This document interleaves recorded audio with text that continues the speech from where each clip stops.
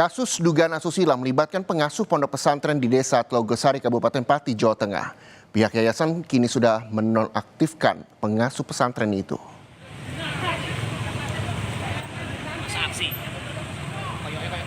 Pihak yayasan sudah menonaktifkan pengasuh pondok pesantren sejak kasus itu mencuat ke publik. Perwakilan yayasan pondok pesantren menyatakan bahwa pihaknya telah menyerahkan penanganan kasus itu ke polisi. Menurutnya terduga pelaku sudah tidak berada di pondok selama kurang lebih 3 bulan dan hingga kini keberadaannya belum diketahui.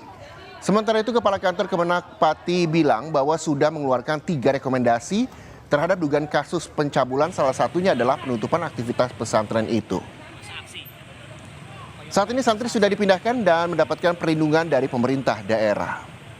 Bahwa belajar untuk menjadi pintar, bukan.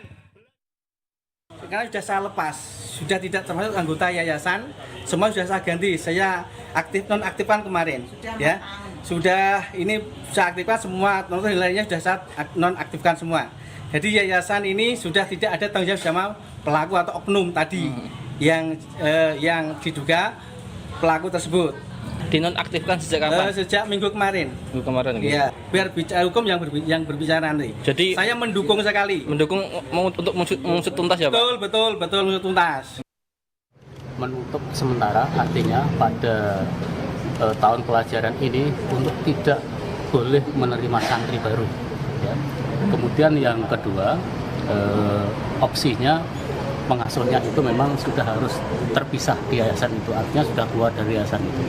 Kemudian rekomendasi yang ketiga, kalau memang poin 1, kemudian poin 2 tidak diindahkan, maka Kementerian Agama mau menutup permanen.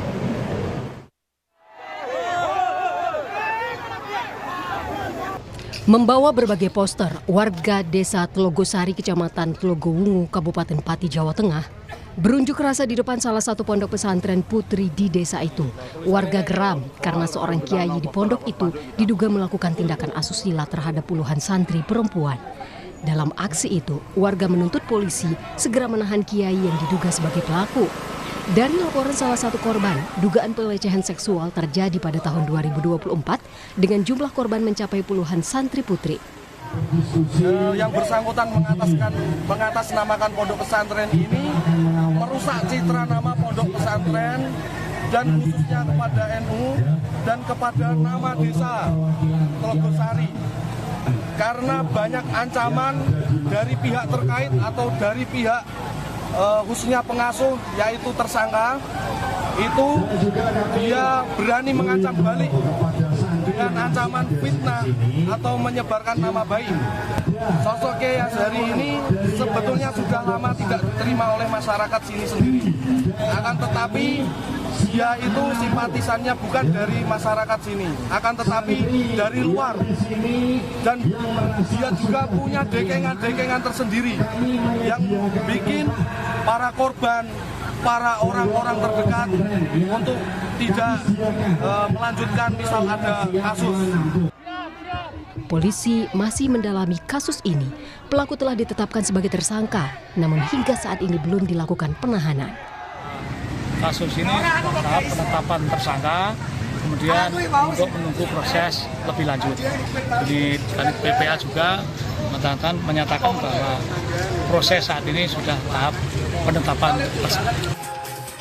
Hasil dari aksi itu, pengurus yayasan berjanji dalam waktu 3 hari akan memulangkan seluruh santri putri ke rumah masing-masing. Ilhan Miftahudin, Pati, Jawa Tengah.